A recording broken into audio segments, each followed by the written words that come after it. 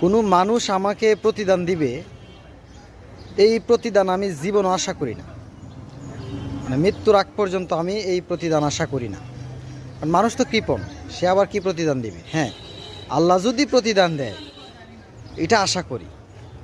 কারণ আল্লাহ তো আর কিপটা না, মানুষের মতো স্বার্থপর না।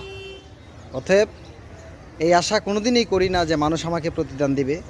তবে নিজের দায়িত্ব কর্তব্য থেকে, মানুষ বলে না যে বিবেক হচ্ছে সর্বোচ্চ আদালত, তো বিবেক থেকে, বিবেকবোধ থেকে যতটুকু করণীয়, যতটুকু কর্তব্য বা দায়িত্ব আছে এইটুকুই পালন করার চেষ্টা করি এবং ভবিষ্যতে করে যাব। মানে আমৃত্যু করে যাব। আর প্রতিদান পাওয়ার ইচ্ছা, আল্লাহ মাফ করুক, ভিতরে কোনো সময় নাই মানুষের কাছ থেকে।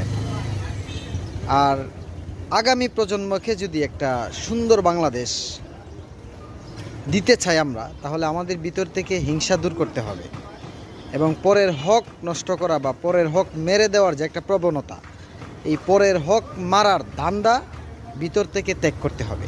আমাদের বাচ্চা কাচ্চার প্রজন্ম যদি আমরা ভালো চাই এবং নিজের বিবেকবোধ, দায়িত্ববোধ থেকে কোনটা করণীয় কোনটা বর্জনীয়, বিবেককে প্রশ্ন করে করে চলতে হবে, এটাই। এছাড়া আগামী প্রজন্মকে একটা সুন্দর বাংলাদেশ আমরা উপহার দিতে পারবো না। ধন্যবাদ সকলকে।